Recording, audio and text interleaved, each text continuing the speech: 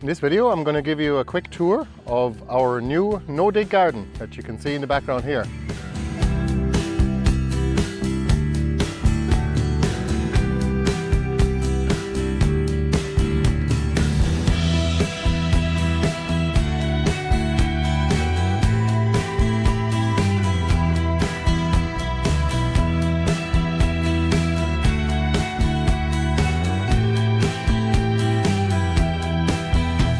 Only about 3 months ago there was no garden here at all.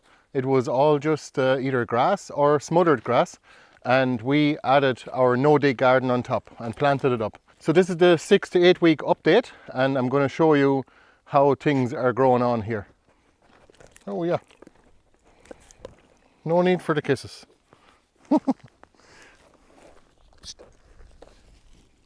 Oh, you want a belly rub? That was a belly rub, boy. Aren't you? This is a good boy. All right. Now, the dogs know not to go into the garden, especially while the seedlings were only small, because this is actually some wire. It's not electric. It could be electrified, but I didn't need to. And it's surrounding the entire new garden here. You can see. Just to give the dogs a bit of a barrier so that they don't go running into the newly established garden beds. So let's take a look. So these are ochas, which is an oxalis. It's in the oxalis family and it's a tuberous one. So it grows these small little kind of like potatoes, and they're really nice to eat. These are yacons, which is a great sweetener for diabetics especially, but the tubers are kind of like eating an apple in the middle of winter.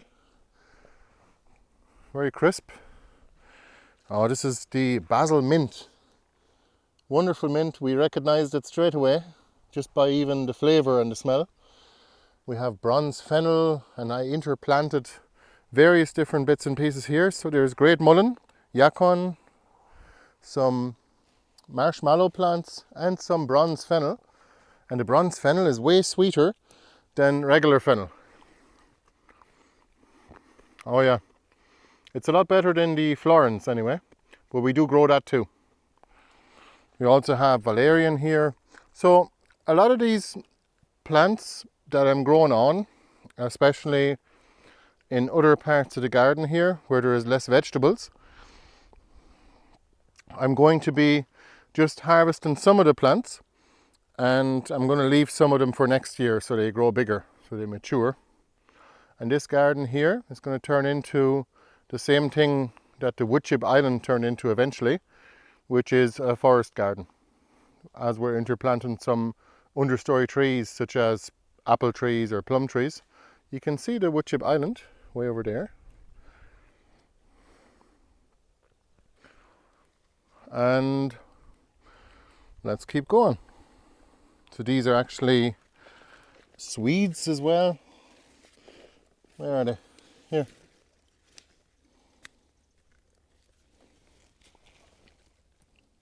Some Swedes here.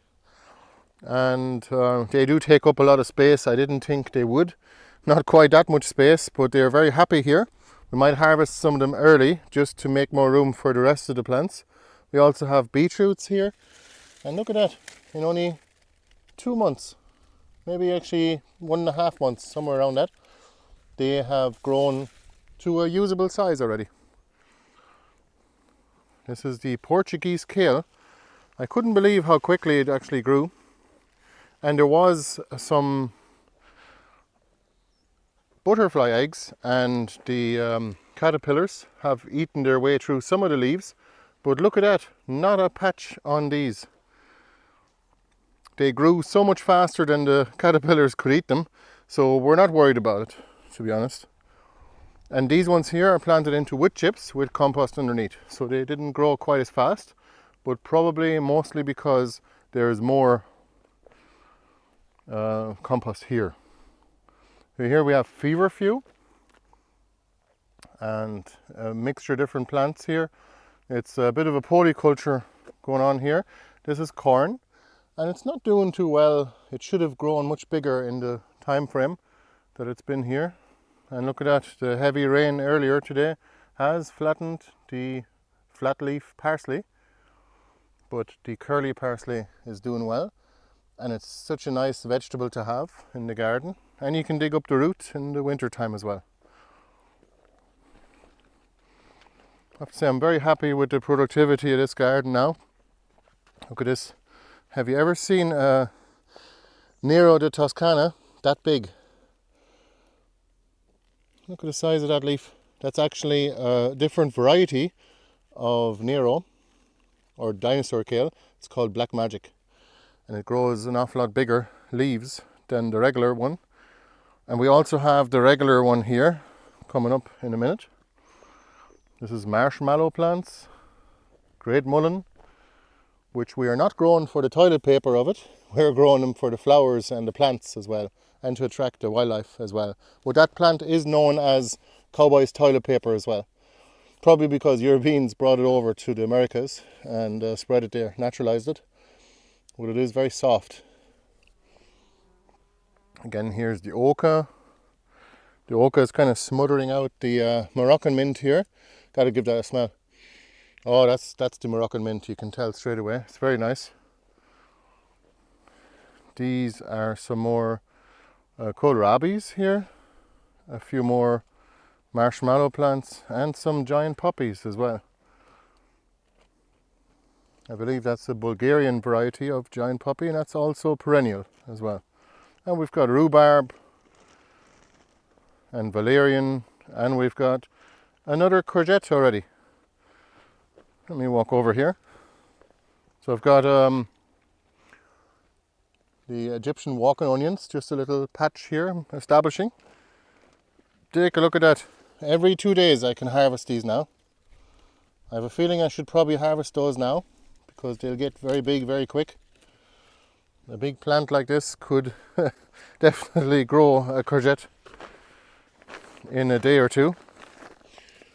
Wow, look at that. There's more of them. I think those ones can be left on for the moment.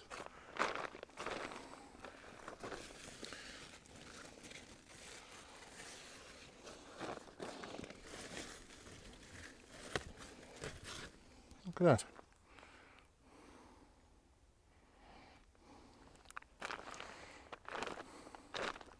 So this area here was full of grass, so I just covered it with plastic and I let the pumpkin plants just kind of climb over it. And the same thing here. You can see that technique worked great about 3 years ago when we grew a ton of pumpkins. If you're interested in seeing our pumpkin video, or if you're interested in how we grow pumpkins, you can check the video. I'll put it at the end of this one, or there'll be a link in the description. So these are a couple of different varieties of pumpkins, Ashiki and Turk's Turban, I believe it is. And here's some mashuas. Those are tuberous nasturtiums. And this area here back at the very end of the new garden is a bit messy. We're going to cover it again. I think that wasn't quite ready yet, but it was a little ambitious. But take a look at that.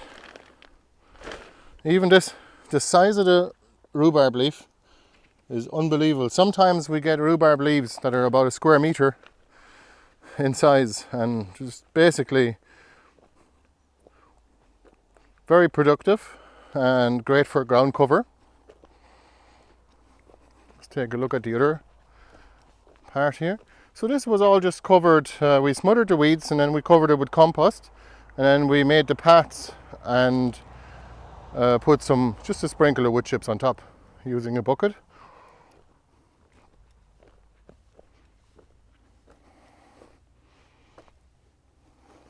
Some spare wood chips here.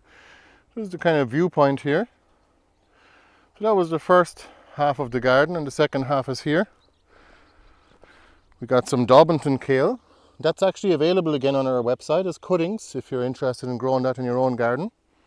I'll put a link below. These are some more courgette plants. I have a feeling we might have grown a few too many courgettes. These are all coming into production all at once now, And look at the amount of flowers here. Oh Jesus, what have I done? Luckily we've got chickens and rabbits, so they'll eat some courgettes, I'd say. Hopefully the rabbits will be alright eating them. I'm sure they would. Look at that. So this is what happens to me every single year.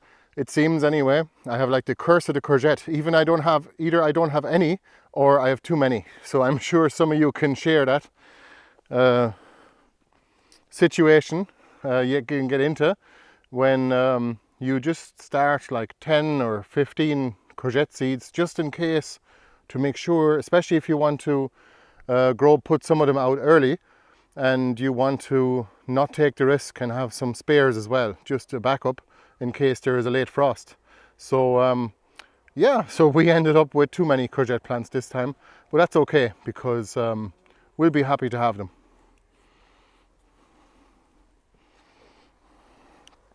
Look at this. This is grapefruit mint, and we have all the varieties of mint on our website. We have about 16 of them now. There's comfrey, which is a great plant for making the compost tea, but it's also great for making salves as well, and to attract the wildlife. Great for the insects, especially the pollinators. There's an ocean of oca and a hardy kiwi planted here at the end. We've also got some, I did a little sprinkle of seeds of the French breakfast radish. Nice how big they get. Very quickly, as soon as it rains, they soak up all that water. That's our little willow. I wouldn't call it an arch, it's kind of a tunnel. But I'm going to grow the mashuas here up a trellis and over the path. Same as the kiwi plants, and hopefully eventually the American elder also. I grew this hydrangea from a cutting about 3 years ago, I think it was, and it grew very, very quickly. This is German chamomile, always a good one for tea. You can see that garden over there is better established, just beyond the line here. That's berry bushes and different varieties of buddleia and elder.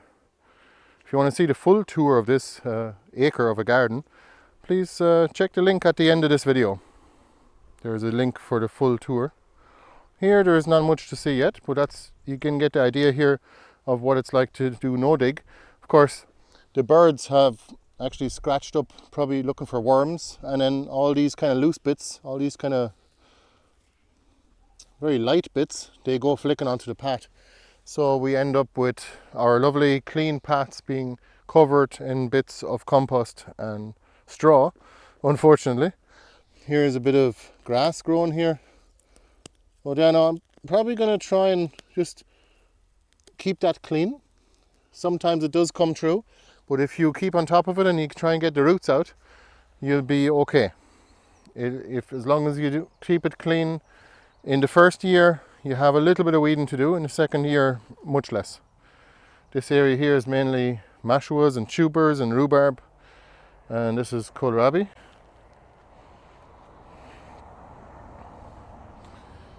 Yeah, that's the new garden. So if you want to see how this garden was made, just take a look at our little video playlist that we have on our YouTube channel, or they're also available on Odyssey as well if you're over there, and on our website you'll find them as well. So how to start a no-dig garden, or starting a no-dig garden, that's what we called it. And if you want to see exactly step by step how we made this garden, hang on, there's a fly here. Go away. Why are you hovering here? All right, she's gone. If you want to learn how to start your own no-dig garden step by step, starting from basically existing plants, or like existing weeds basically, all the way through to low maintenance no-dig as well. And you can also upgrade it to lasagna garden or forest garden after that. But that'll be year 2 or 3 anyway by the time we do that. We don't have to with no dig. We can keep it in no dig all the time and mulch it with compost every year. And all you got to do is add wood chips on top if you want to turn it into a forest garden or lasagna garden to make it even less maintenance. Hello, how are you? What are you up to? Well, you're rooting around. Rooting around, yeah. They love the garden. So the wood chip layer actually suppresses weeds that come in through seeds that are airborne, but also it'll protect the garden and the soil life, especially in the winter time from the cold temperatures, from freezing, but also in the summer as well from extreme heat or even the sunlight itself. And when you combine all of that, you're extending your season and you're able to grow less vegetables and more berries, but there are some perennial vegetables that you can grow in that environment too. But remember that it's a fungus-based environment when you add the wood chips, rather than it being bacteria-based. So the soil life has more bacteria in it when it's all compost, basically. So it's more nitrogen, and that's better for the green vegetables, or the leafy greens, for example.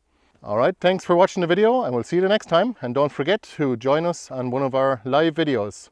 Come on over to our website, and if you want to support us, you can join our membership. You get lots of advantages and access to our no-dig online course for free, and you get some ebooks as well and other advantages too, like 25% off everything we do. If you're looking for some plants or some kind of cuttings or roots or tubers or vegetable starts, especially perennial vegetables, those are available on our website as well. We'd highly appreciate your support. Thanks a million. We'll see you the next time. Bye bye.